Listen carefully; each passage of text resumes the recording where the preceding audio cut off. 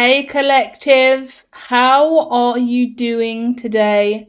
And every time I say that, I go, why am I asking you? You're the ones asking me.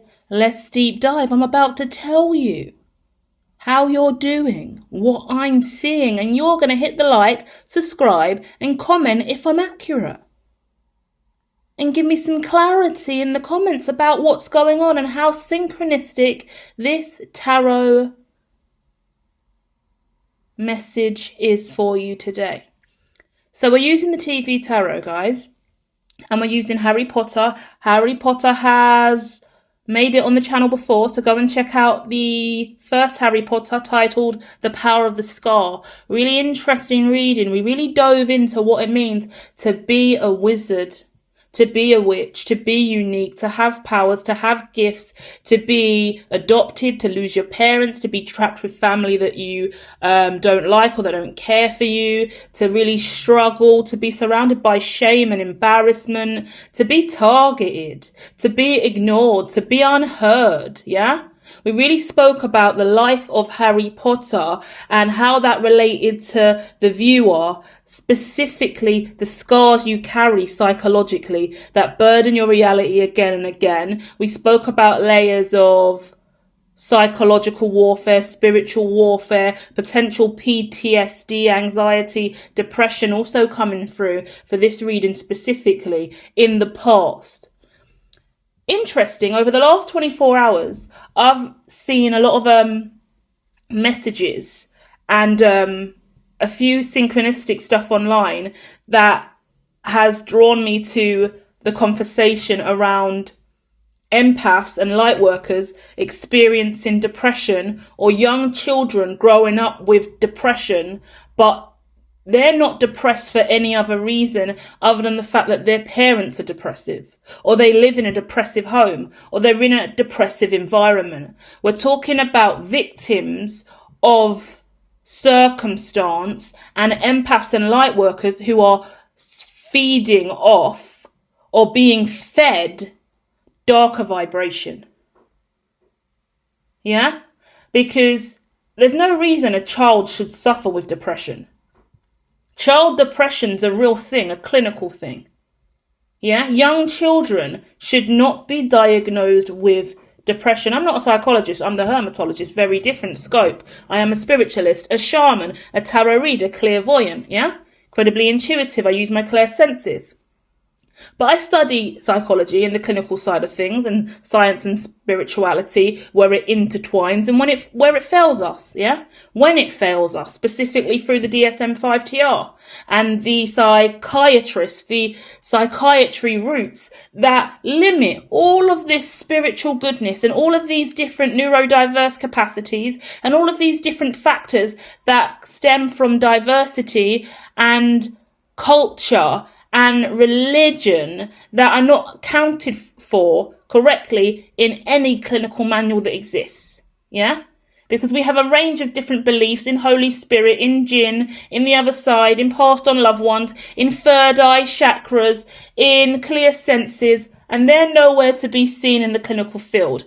Up until today, still to this very day in 2026, they are seen as pseudo and conspiracy. But that could never be true. Not where we're at now. Not where we're at now with technology and the evolution of everything that's evolving, with microchips going into the brain, with a man who has a chip in his brain who can play Mario Kart with his thoughts alone. Yeah? Project Jedi. A classified project under the CIA. I've got loads of different classified or declassified pieces, should I say. I don't hold any class that isn't my own. But declassified pieces, previously classified information from the CIA that highlights we've been exploring all of these concepts for many, many, many, many years. Yet we don't go there in any real truth. We don't have clear scope of these things. Why? That's the question today. And we're going to look at that in hindsight, because The action position is you being Harry Potter in this bitch. That's my favourite phrase. Harry Potter in this bitch. Because you have decided to step into your power, not live in the muggle reality, not be trapped in the cupboard under the stairs, but be more. Do more, flourish. And you've gone on a hellish journey, because if you've seen every single one of the Harry Potter movies and read the Harry Potter books, the trailer is out for the brand new Harry Potter TV series coming to HBO Max. Let's plug that, shall we? Because when I opened this reading, clicked on it and went to hit record, the first message I received was, we're starting a brand new cycle. We are starting a brand new cycle in life. Because we've already seen the Harry Potter books. We've read them. We've seen the Harry Potter movies. We've watched them. Now we get to see Harry Potter a third time through a brand new lens. That is what's happening to you in your life. That's what's going on with the viewer today. That's your evolution. That's your growth. The divine is saying, look what we can do with one piece of source code. Look what we can do with our original source, our integrity, our chakras, our light. Look what our light can do. Look how much more we can replicate. Firstly, let's big up J.K. Rowling, yeah? Absolutely sensational woman. Imagine what she crafted in those books and how long it took her to craft those books. And now we have a TV show on top of a movie from those books. Masterpieces. I like to think, and I have already advocated for the whole Harry Potter collection to be the primary book used within the education system and within schools. The School of Hermitology with younger adults, when the time is right, will use Harry Potter specifically. But the books that we've been using in schools in the United Kingdom have been incredibly disgraceful and really, really dated, not a good look for us. It's time we innovate. It's time we get JK in and we really start using beautiful, beautiful literature and represent the United Kingdom in more powerful ways. Is that going to be an uprising of the witch and the wizard in every single school in the United Kingdom? Hell yeah. But is that what we need? Is it time? It is indeed. Because we're in the fourth industrial revolution, because we're also heading towards the fifth. We're wavering between the two, where if you are indeed clairvoyant and you have indeed seen the future, you would know that to be true. The cats are going bananas. And on that note, I want to tell you something that I haven't told anyone else. Because in hindsight, I think it's really important. And I'm getting this immersive mood and vibe with you guys. So if you're into immersive reality, AMR, AI, any kind of holographic,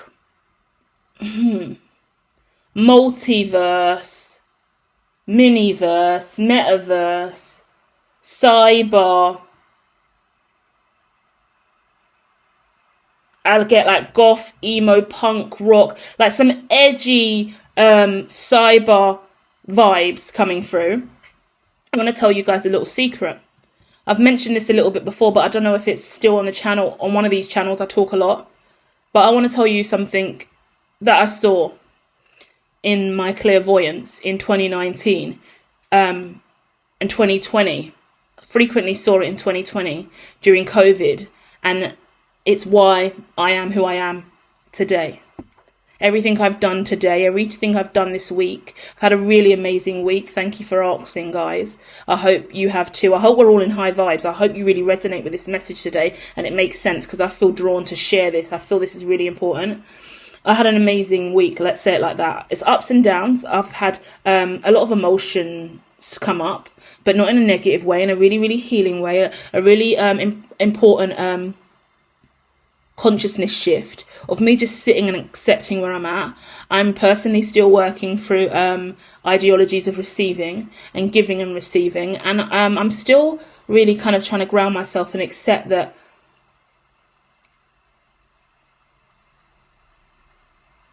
receiving isn't my forte. And there's this part of me that will still kind of, I guess, negate a little bit that that reward, that gift, that love, that receiving, I'll just brush it off and be like, no, it's okay. No, I know I don't need that. No, it's fine. Like when someone really like dotes on me or loves on me, there's this part of me that's kind of more like stop or no, or like I'll just be like stop, like I'll just kind of dismiss it. Before I used to be really bad. I used to kind of like just freeze and go cold, or like don't know what to say or do when you receive a compliment. It's awkward, it's weird, right?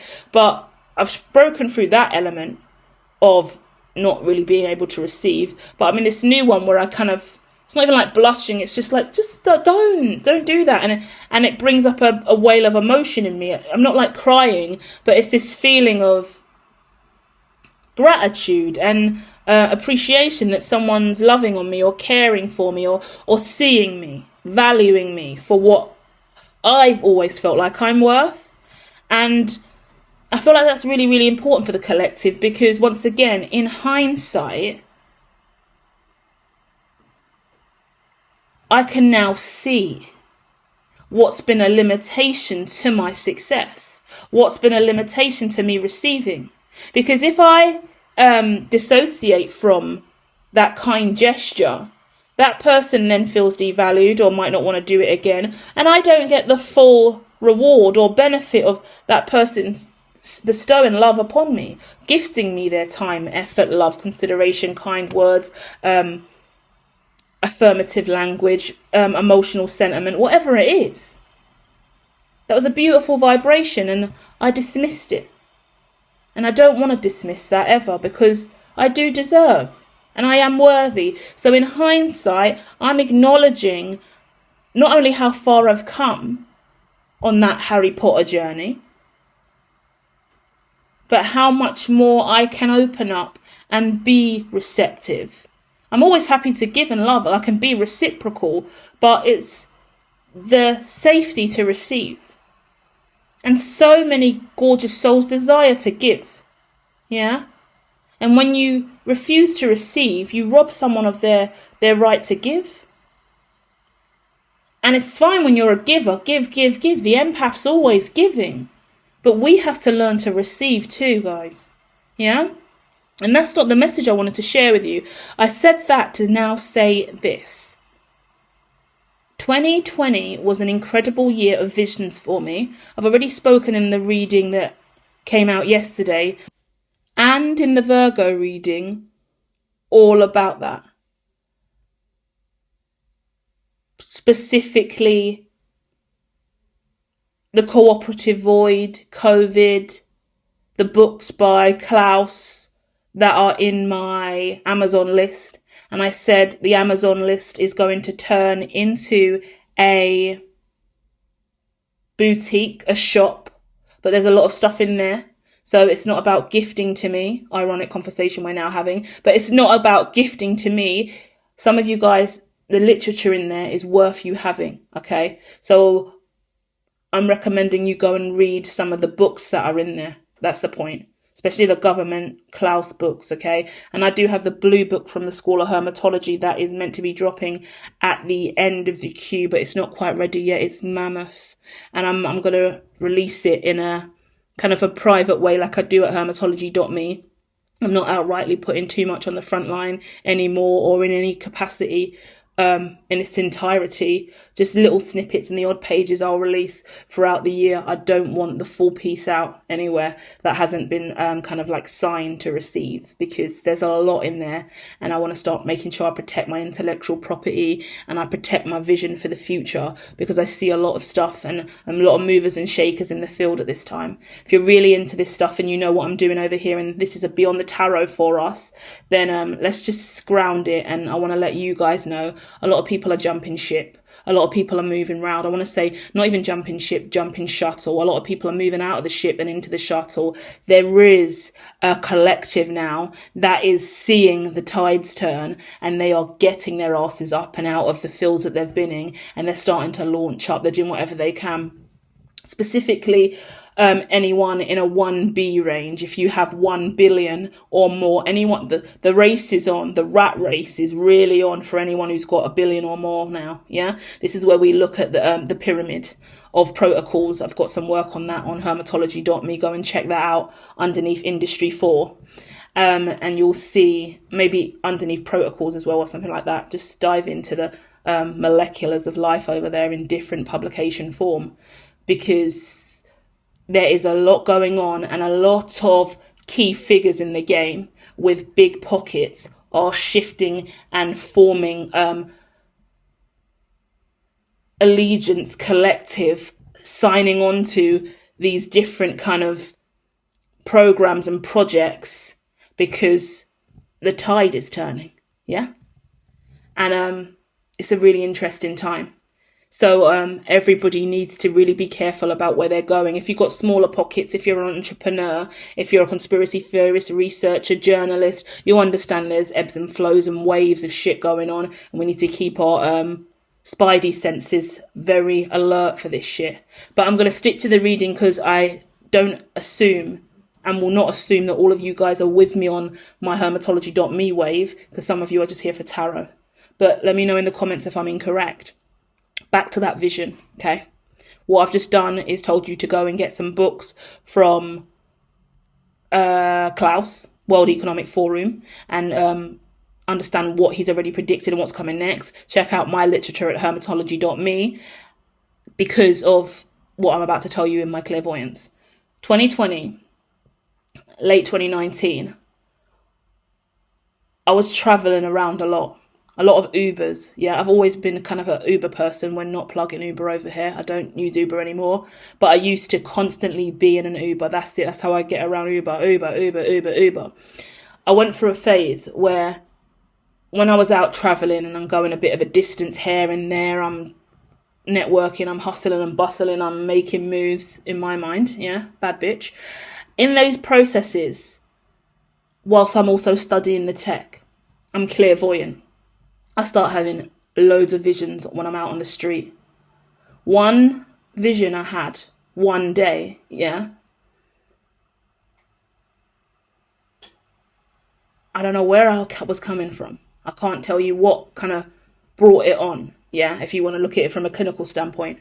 But from a spiritual standpoint, as a clairvoyant who sees other people on the other side and I know it's real, I'm not fearful of my visions and want to see auras and stuff. I'm looking out the window. It's a long ass journey. I've just been staring out the window for a while, but I'm looking out the window now. And every single person I see has not a normal auric field, but a digital field. And I can see every single piece of their digital field.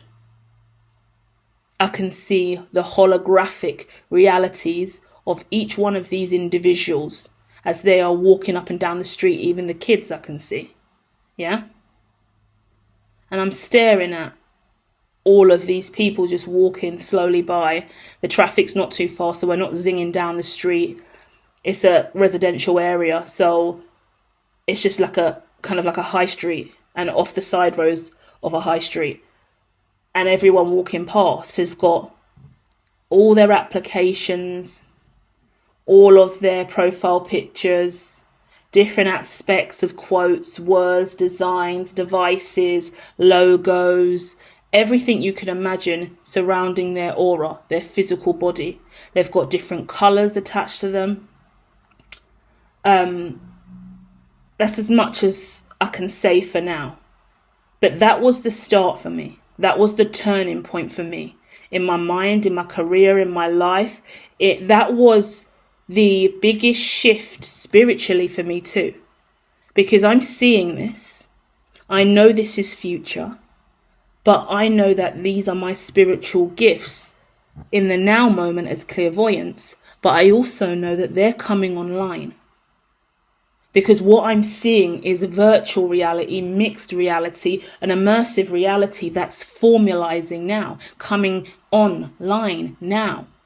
This is also why we went into COVID. This was also before the AI boom and before OpenAI really came out publicly.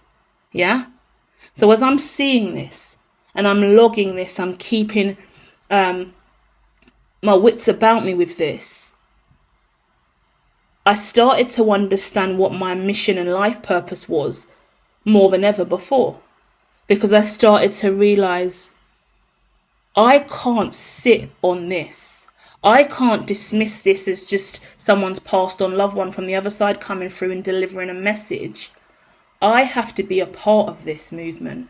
I have to be a part of this wave. I don't know how many other people, clairvoyants, innovators, creatives, those that are not clairvoyant but rich and well off, also see this.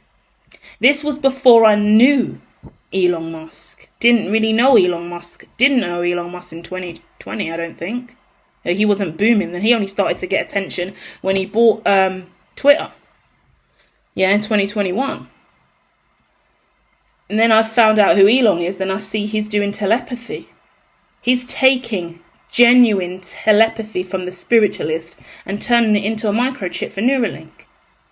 So what I foresaw back then was the clairvoyance becoming the holographic reality, yeah, that we'll all be using in the future. But Elon's already got the telepathy in the mind, using mind control to control devices and play games like Mario Kart. The shift's already here. In 2020, I saw it. In hindsight, I already saw it and knew. But something kept niggling with me internally. At this point, I was already kind of in the social media versus reality experiment I was doing online. And I was studying online and offline. That's why my visions and my mind frame was so free and explorative. Yeah. And I trust my vision. I trust my mind. I let the auras and the images. I let people be people. And I always talk about what I see around them. And I just love to just be in that alternative realm where, what do you see? What do I see around this person? Like, I'm not forcing it, but if my clairvoyance is there and it's active and it's present, then let's own that. You know, I'm doing tarot readings all the time, and I'm doing online research experiments, offline research experiments. I'm looking at symbolism. I'm understanding Carl Jung, developmental psychology, Erik Erikson. I'm deep in the source. Yeah. What changed my life was my desire to go, I have to be a part of this. This is my destiny. I can't see all of this and just assume that this is the world that's going to be made and that like Mark Zuckerberg's going to make this happen. I can't put my faith in anybody else on this planet to materialize that vision I just saw, especially in a safe way, especially in a way that doesn't destroy me and my people. Yeah, I'm clairvoyant. This is bigger than anything you could ever imagine. So if this is the future of clairvoyance and it's becoming a digital or digitized reality, then this is where I belong. And this is my mission. And ever since, it has been. Check out hermitology.me and the departments and everything I'm building and doing. I shared that with you today because I'm connecting with somebody who has their own mission on their hands, their own vision they've seen. Everything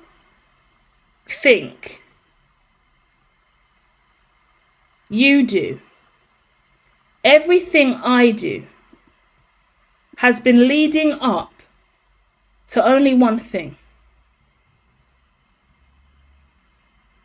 The vision in your mind that you're meant to materialize.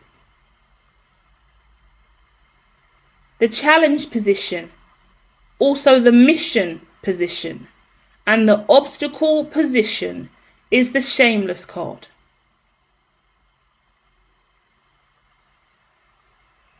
In the now moment, I can't even tell you if that's Five of Swords or Five of Pentacles. I'm thrown.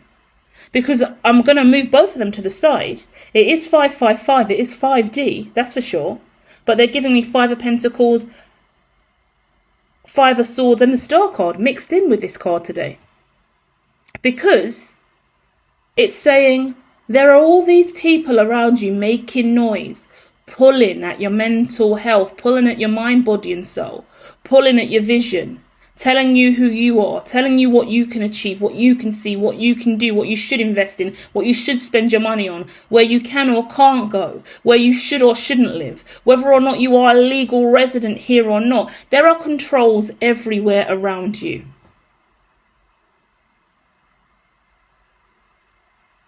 And what you do seems to be quite scandalous. Someone your age could be quite scandalous. Yeah? What you want to do for your age is quite scandalous. How you want to look and live and dress, quite scandalous for your age. Who you hang around with, who you date, age-wise, scandalous, again.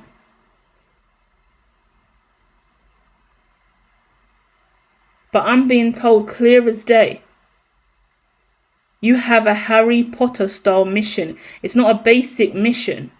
Only you can bring it to fruition. Whatever you've seen in your mind's eye, that's why this image is purple as well, because this is about the third eye. And then I put the green on top of the words in hindsight, because it was giving me Hulk energy. And I said, whoa, I'm connecting with someone who is going to explode like Incredible Hulk, or who has a lot of rage and anger like Incredible Hulk, because their dreams and desire are unmet. If you have rage, a lot of rage problems, it stems from a lack of fulfillment, a lack of equilibrium. Something inside of you is unmet. Some kind of need is malnourished. That's why we've got Five of Swords, Five of Pentacles here. Because there's a fight you're having and a lack mentality that surrounds you as well. And a lack of healing exists around all of it, because you being you supposedly isn't enough. You could be someone that heals all the time, goes through healing after healing after healing. You could be a healer, you heal other people. I get someone who does Reiki, but after you heal someone else, you get sick. My goodness, I'm getting the vision of The Man in Green Mile, the movie The Green Mile. You see where he takes that woman's cancer and he gets really, really sick. You see where he takes people's sickness and he starts vomiting out black. That's a real thing, you know. That's a real thing. I spoke to you guys about the DSM-5TR, about all these spiritual things being ignored. Look how old that movie is, The Green Mile. That's real. I think that's based on a true story as well, isn't it? Don't hold me to that, but I believe it is. I'm going to go and watch that over the weekend as well. A recommendation there for you. Go and watch The Green Mile. Classic. Tom Hanks is... Oh, I love him so much. Every Tom Hanks movie is lit. Can we agree on that? Put Tom Hanks is a G in OG. Put Tom Hanks is a OG in the comments if you really know. Because that's what he is. I'm going to binge watch Tom Hanks now. I've got to, over the next week and a half, let us all binge watch Tom Hanks. The Captain movie, the one with the Somali pirates, banging. Can't remember what that's called. Otto, I loved that, about the suicide in old age. Loved that, loved that, loved that. Castaway, obviously a classic. Splash. That's when I first met him. I watched Splash on video, VHS. That's when I first fell in love with Tom Hanks, from Splash. I've loved him since Splash. That is how you know. And then the dog movie, I can't even tell you what that's called. He was so young then, and big as well. The man is an OG, and now I've lost my train of thought. But I feel like I'm also connecting with an OG. Yeah, I want to talk about pyramids of power. I want to talk about you being the man in this Shameless card, in this image. You're on top of all of these people. It feels like you could be a wrestler. It's giving me John Cena vibes. I'm not going to lie, yeah? It's giving me body slamming, and obviously you can see the images. It just gives me a little fight or something exciting, and something that you kind of should have grown up out of. You could still have like a Hulk poster in your room, or a Hulk smash hand or something like that, and supposedly you should have grown up and not read comics and anime and books anymore. That's cap. Turn up and live your best life and get stuck in. I love comics. I love making comics. I worked with kids since I was a child at the age of 16. I've worked with kids for years until I decided that I want to do the tech and leave that life to the side and be a protector of them and protect them from the internet in healthy ways, but then still be an adult who can do fun, rad stuff and swear and be a bad bitch and love porn and love sex and not worry about working with children anymore. So keep all the children over there off the internet, safe and free, away from dirty sicko predators, and let the adults turn up finally, because being a childcare worker for years, you get boxed in, you're rigid, you have to be a certain way. Morning mum, morning dad, how are you doing today? Hello, go and hang up your coat, there's going to be carpet time in a minute. Snack time children, come on, lunchtime. Your parents are coming, okay, are you listening? Do you need a time out? I'm going to count to 3, young lady, right?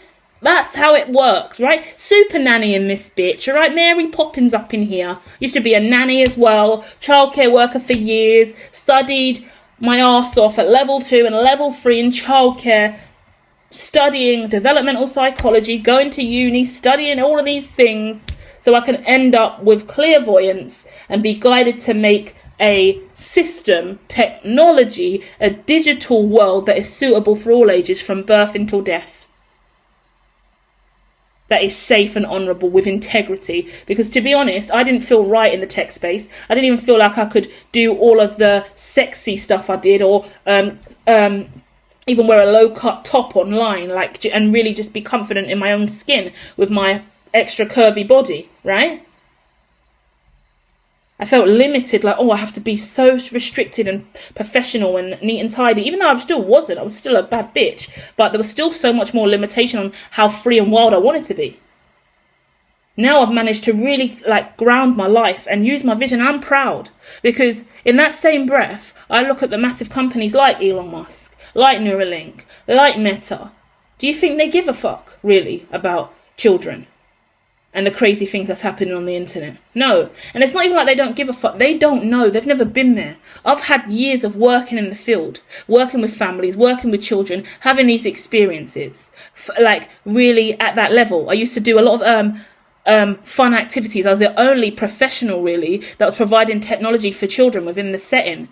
In the way in which I did. I used to bring in so much different amazing stuff for the children to do related to tech, and I used to create environments that brought the technology to life. Alive. One time I turned the whole room into the Angry Birds app, and I brought it to life. And then you see Angry Birds have to fly over all of these obstacles in the old school Angry Birds game on like iPad back in 2014. Maybe 2013, around that time, back in the day, over 10 years, over a decade ago, yeah? And all the Angry Birds have to jump over all these obstacles and not get hit by objects.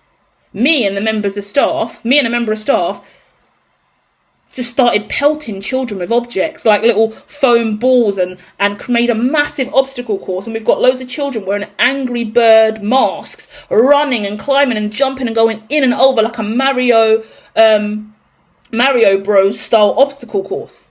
And they've got to try and make it to the end without getting knocked off. And we're out there pelting them with every foam object and pillow and cushion and foam things that we can attack them with, and their mission is to literally be the Angry Bird, jumping and bouncing and crawling and hiding and getting through us. Like, that's how innovative I was, and how much I was into immersive realities back then.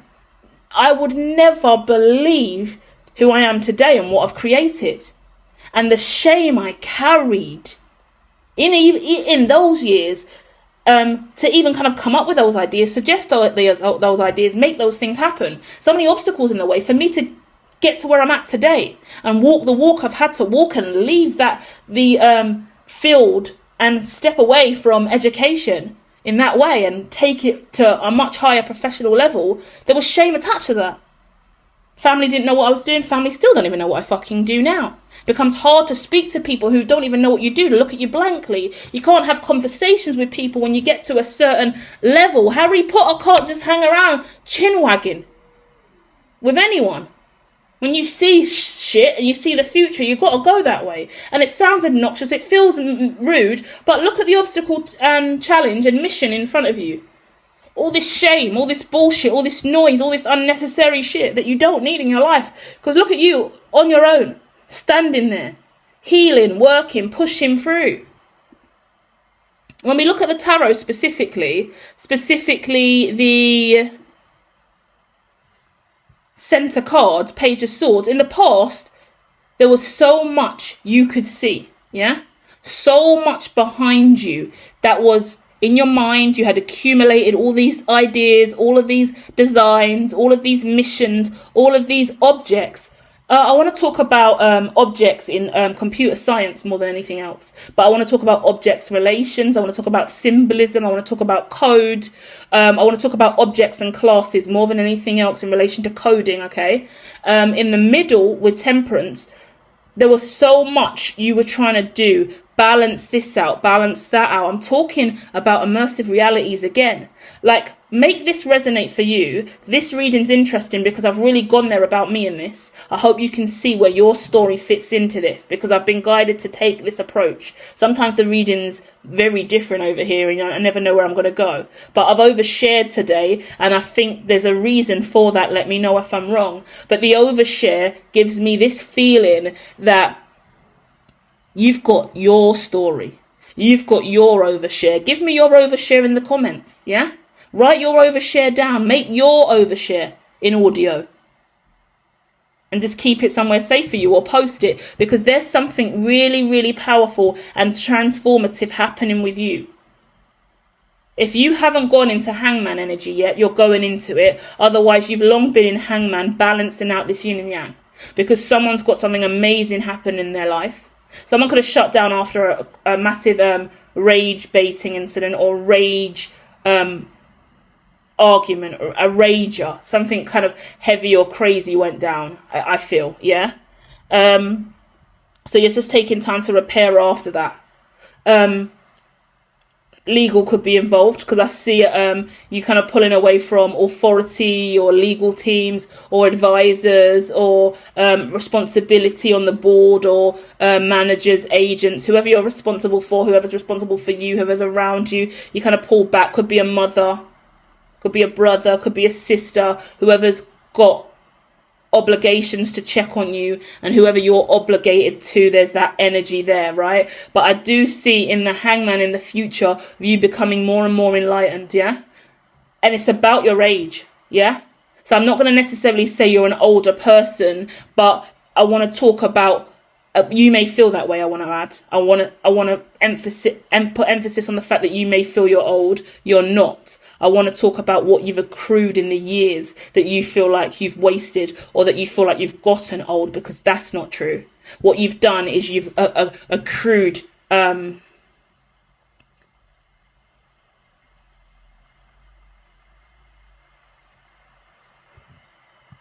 want to say noteworthy. You've accrued noteworthy revelations, yeah? And that your revelations haven't formalized into matter yet. We haven't been able to turn that into anything, I don't want to say tangible, because you got stuff, but there's more tangibility here than has actually been materialized. So the revelations of your past, like the stories I've shared today, you've got one thing that's a secret kind of private story or vision that you've had that you haven't shared. You've got these family individuals that you need to put in categories so you know where you stand with them, or what kind of relationship you will or won't have with them, because you don't need to walk into the family home and be met with this clang of nonsense. Yeah, you can see all of this. Imagine opening the front door and the first thing you see is this person in a headlock, this person screaming and shouting, it's wild, it's absolute mayhem. Yeah, well, this could be a working environment, this could be colleagues, friendship groups, whoever you're associated with, and whatever you've been associated with, absolute mayhem. Yeah, and it's always you that's got to come in and body slam every motherfucker in the space to just ground this. But that's not your job, because you've got your own mission on your own. The action you need to take is be Harry Potter in this bitch. Yeah? If you're not an angry person and you're not the one being rage baited, You are the one that manages everybody else's rage. You're the one constantly tempering anyone else's problems. You can have an angry manager who's always screaming and shouting or losing their shit, and you've always got to calm them down. Or you could be the manager that's got to calm down a whole load of aggy and rowdy staff or children. You could be a teacher who's got like more teenagers. You could have younger kids. I just get a teacher who's got rowdy staff, rowdy co-workers, problems in the staff room with the staff, but problems with the children, problems with the older groups, problems with the younger groups. There's always a fucking problem is what I see here. And that Hulk energy just keeps coming again and again. It's like suddenly, when Hulk is activated, it's going down. Yeah, it's always going down when the Hulk is triggered. Yeah, and whether that's you or a metaphor for the energy that just keeps coming back, someone you're dealing with, what you see, whatever it is, there's not even a judgment on the Hulk energy. I'm a wild ass feral bitch in the moment. I will Hulk the fuck up real quick when in mission, right? Which doesn't make an excuse for it. And I'm not talking about violence or anything. It's the peaceful channel, so I get a bit extra with stuff, but it's never violence and physical abuse. It's never physical abuse or crime of any kind to that degree, unless I outrightly say so. Because some of these TV tarots, we got some criminal activity over here every now and then where we got to watch our backs because these motherfuckers really do be doing shit, right? But let's stay grounded, because your energy is the 10 of Cups. Your life, your immediate, your family, your network, what's close and most prosperous to you is beautiful and perfect the way it is. And you wouldn't change it. So what on earth's going on around you that you need to check and distance yourself from and ground, because you don't need to be met with any of this mess. None of it. And you don't need to be Captain Save-A-Ho. Second time I've said that over here. We stop saving hoes. We stop saving hoes, but we do protect whores.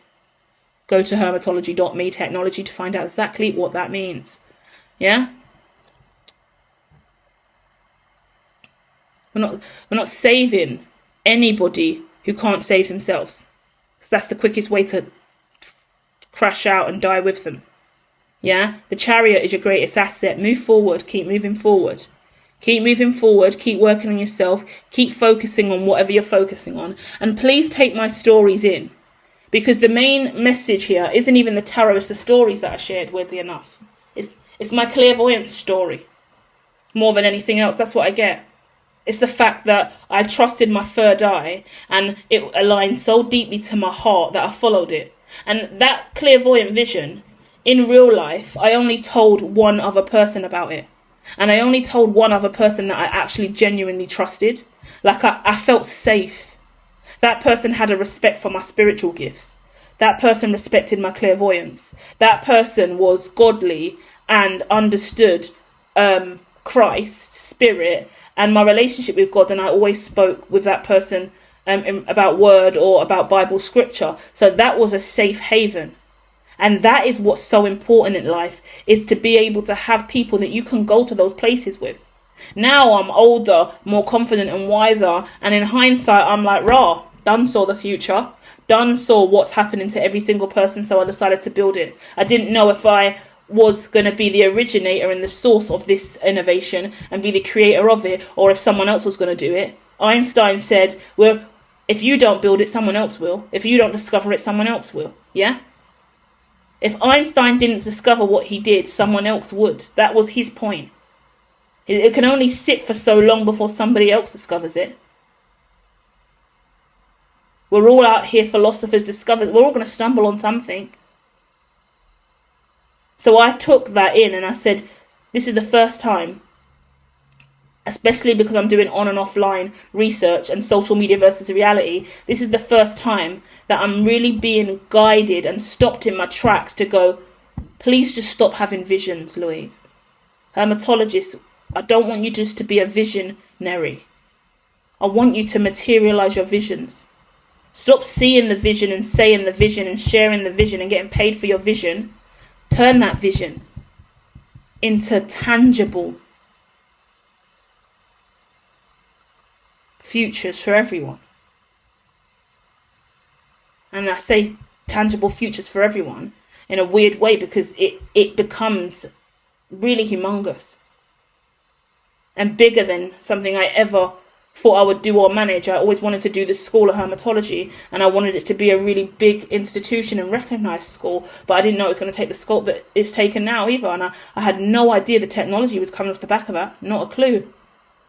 And I still got a lot more to do, and I get a lot of anxiety every now and then when I even talk about this stuff, because I feel like anyone who's rich or wealthy who stumbles across my shit can just come in and steal it. And take all the stuff I've got on the front line that I've outrightly shared. Anyone could just come in and just bite my shit and make their own. But I have to always have faith in my source code, my originality, the stuff I don't share, and then go with it. And if past experiences are anything to go by, all the work I've done to get here in the past, I will say, there's been a lot of people along the journey who's watched me and just bit loads of stuff that I do. The ideas, the things that I make, loads of my designs, basically, like prototype stuff, all of my words and stuff. People have just outrightly taken it and built stuff off of it.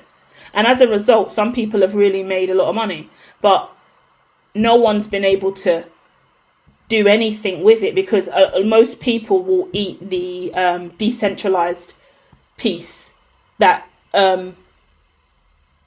brings them most joy or resonance. And once again, we're all philosophers and researchers here, so everyone will kind of come along. This was early days for me, and in hindsight now I look at it, I go, yeah, that person just bit that, and that was a piece of my decentralization back then. They made about this much off it, chunk of money, and then this person bit that and took chunk of money off it as well, did quite well for themselves, or that person ate that for a good few years and made a massive coin off that. Well done. But either way, they could never sustain it. And that's what I give thanks to God for. And that's kind of what I guess I process as what it means to be clairvoyant, and what it means to be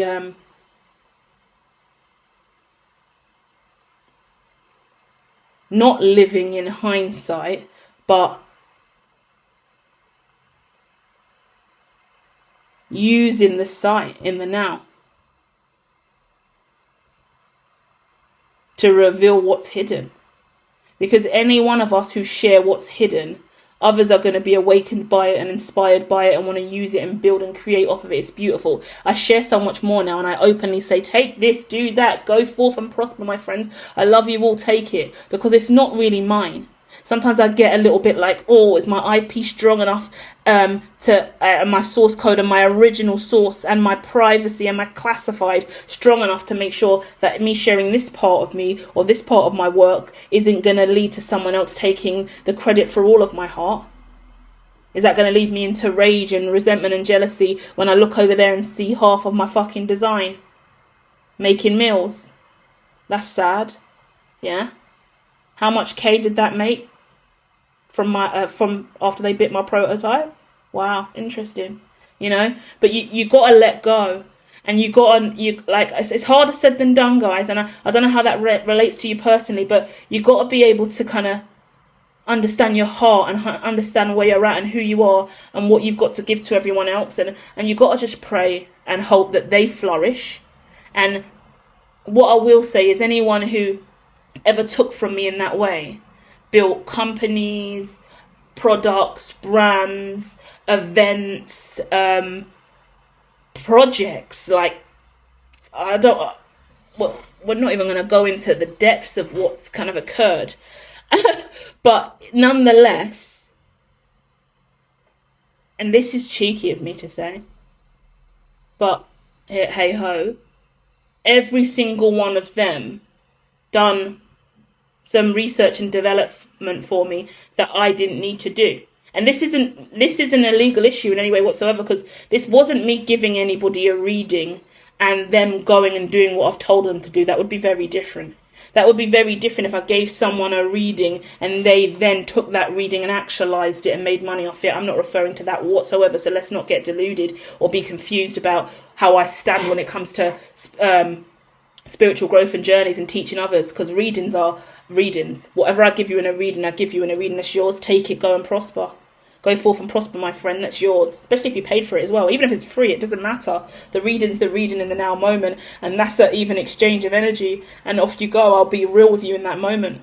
But it's the other formats and the other conversations and the other experiences and the other ways we've engaged and connected and what you've seen and taken, and you've decided to invest heavily in that. You've done a real body of work for me, but just by doing that. And in the past, I used to be like, whoa, that person just bit all my shit and made how much money? That person just bit all my shit as well. That person's running on my source code. Are you joking me? No, that person did not just take everything I'd done and spin a whole new event or a whole new business off the back of that. Are you joking? And I'm not talking about one incident or two incidents. I'm talking about this being a reoccurring factor in my life since like 2012 potentially. Imagine sitting there since 2012 like some nincompoop in hindsight, no real awareness of what's going on or what you're doing, and how people are just feeding off your intellectual property when you don't even feel like you have intellect. Yeah? Shamelessly doing it as well. But every single one of those individuals put their hands in their pocket and invested heavily in themselves, using aspects of her, which is her now, wasn't her then. Legal free. Come at me, bro. I get, like, it's not my responsibility or even my fear to worry about speaking about this stuff. Like, come at me. It's not my fault. You plundered. You saw something I did, and you went, oh, that's interesting, nice. Then you walked away and built your whole business based off that, and put 10k, 50k, 20k into it, and then it didn't work out, and then you lost all of that, and now you're in debt because of that. That's why I sat here on 0-0, guys. Should have spoke to me. We could have had conversations. We should have been a collective. I was trying to create community. I've been sitting here doing R&D as the super nerd, minding my business. Really trying super hard, guys. I didn't move because what you took was a piece of decentralization. And all the strings and D-brains weren't attached to that. I'm talking string theory, physics, yeah? You took an incomplete piece of the model, yeah? I was coding in real time, in real life. And you ate a script. Dangerous, guys. You can't just take random pieces of code. And if you asked me and we had a conversation, or you even had a reading, I would have given you code. I would have given you script, yeah?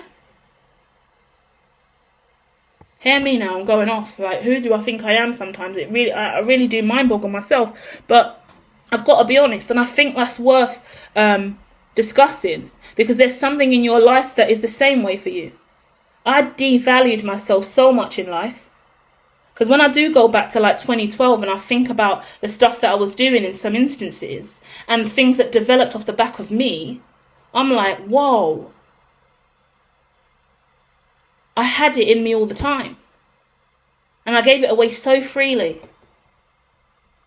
I'm so innovative and creative and imaginative. I just throw it out all of the time because there's so much more of it. And I want to share. I want to motivate. I want to inspire. I want to see the world flourish. I want us to all do amazing things. So I'll give and I'll share. But it started to get harder and harder down the line. And that's how it works. You can't see it until you see it. In hindsight, it's been going on all along. But I only started to realise it in like 2022, 2023. When things really started, let's say 2021.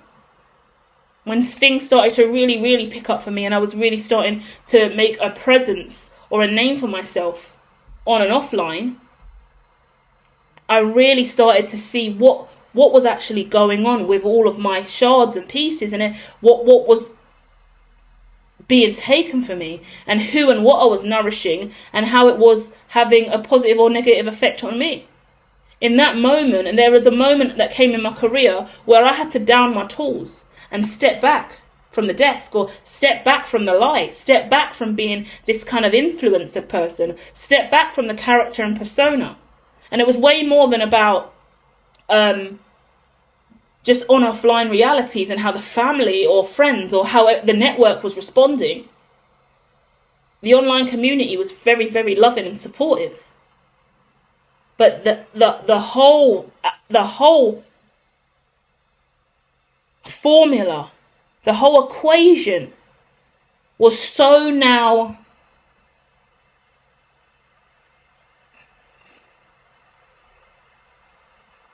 I don't know what the word is, out of out of bounds, I have to say. Things were so out of bounds at that point. I just had to down tools. And tools mean kind of every aspect of life. I had to drop everything and step back out of the matrix. I had to step out of the matrix and just go, whoa, give me a minute. And ever since then, I haven't returned to the matrix in the way in which I was in it before. And I find that fascinating as well, guys. If you're with me, let me know. This is a weird one today. But I've spoken over the last few years to kind of anyone who kind of questioned my shift to be offline and not really show up on social media and not do the influencery stuff anymore in the way in which I was. You know, because I was really having a lot of fun just showing up, doing a lot of different stuff online. And I had so many accounts going in different ways, and I was experimenting with algorithms in 100 different ways. It was a wild time, and it was really nice to kind of network with so many different people. But I had to say to quite a few people,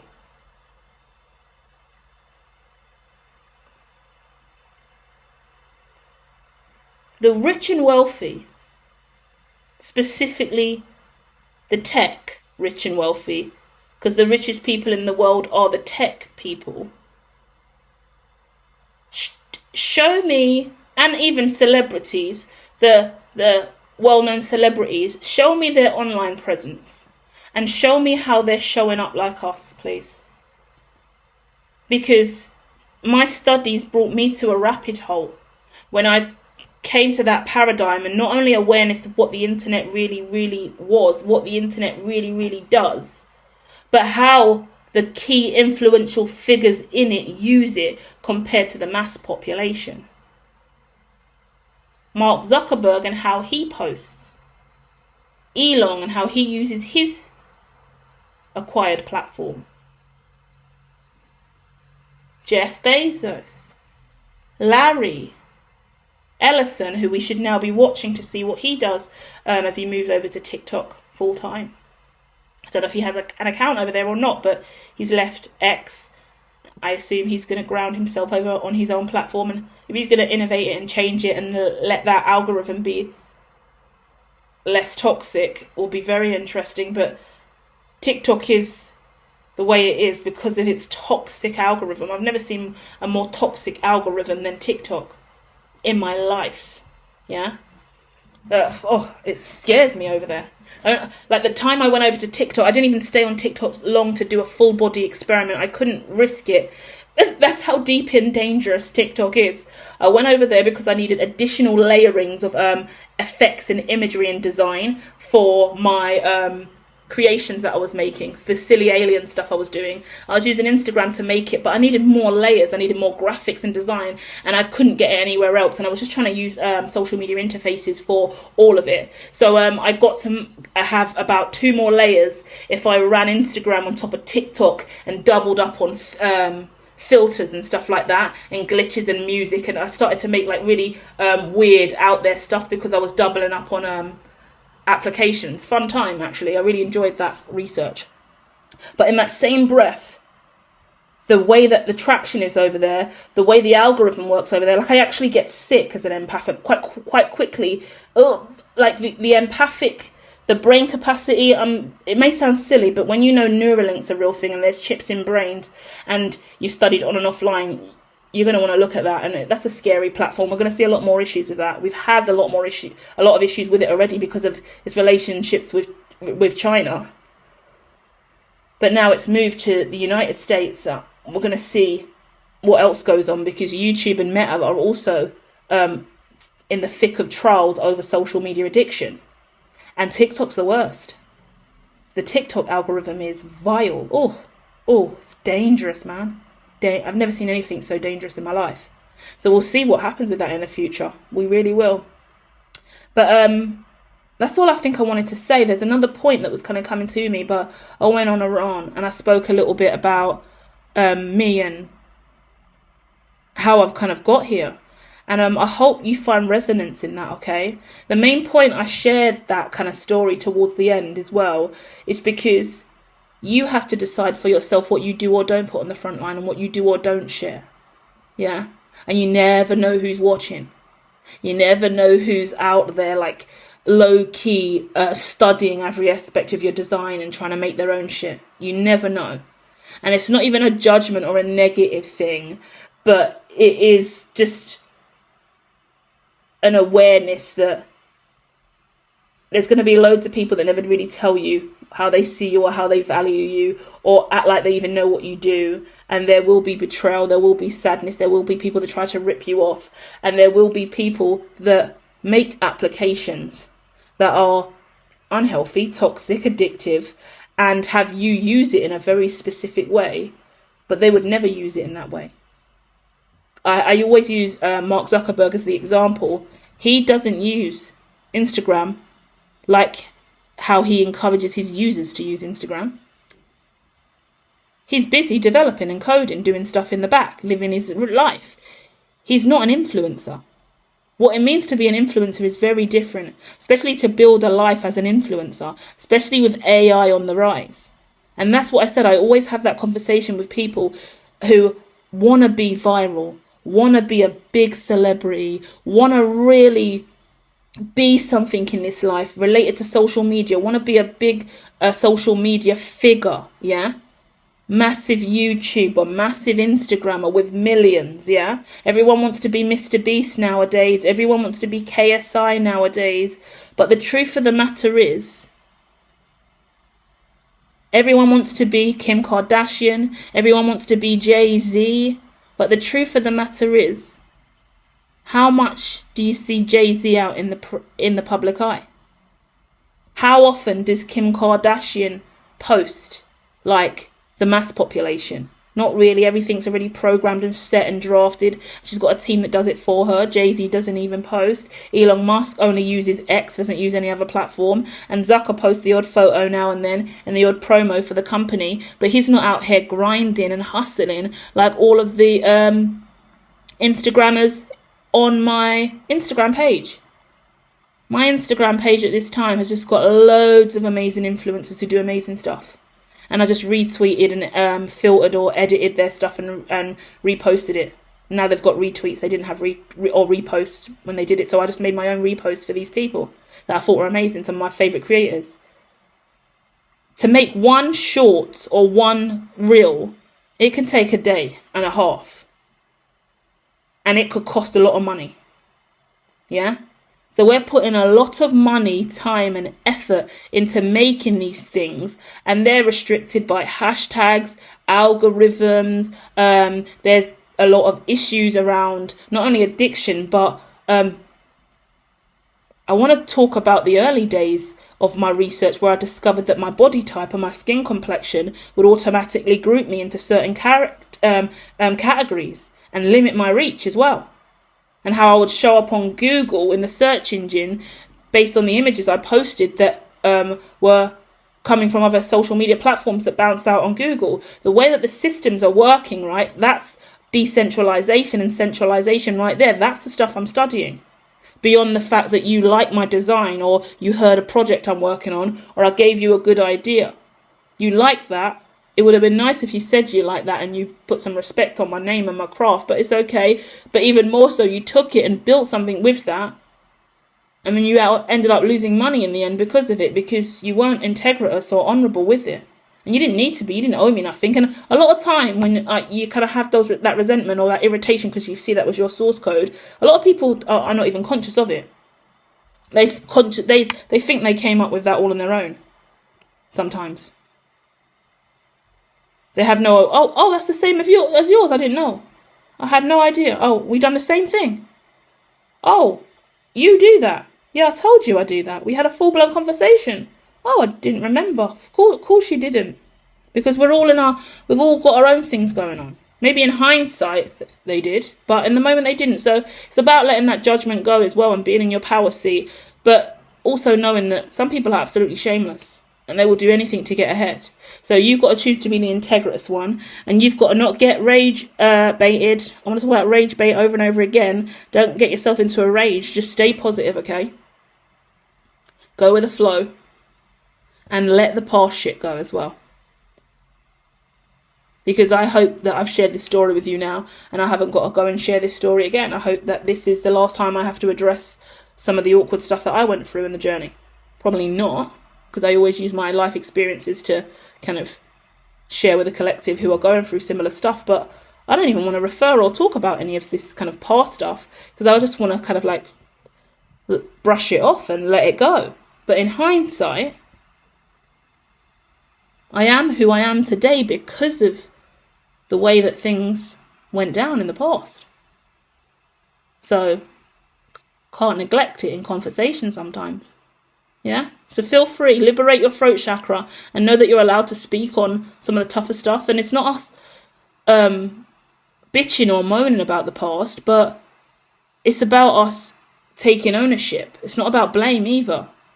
But we can't keep our throat chakra blocked just so we don't accidentally make a reference to somebody else or something else that happened in the past that was their bad, not ours. A lot of empaths, a lot of spiritualists, we quite frequently just say less or shut our mouths because God forbid we say something and it triggers that person that done it. But they're in the wrong. But they're in the wrong, you know? They're in the wrong. And we're not even saying names, but we still feel low-key awkward or guilty, or we're just trying to swerve it. No, we have to speak up. Get it out of the way, and that helps us heal as well, okay? Love and light, collective. Let me know in the comments if you resonated with that. This was a very interesting one. This was more healing for me than anything else, so thank you so much. Love and light.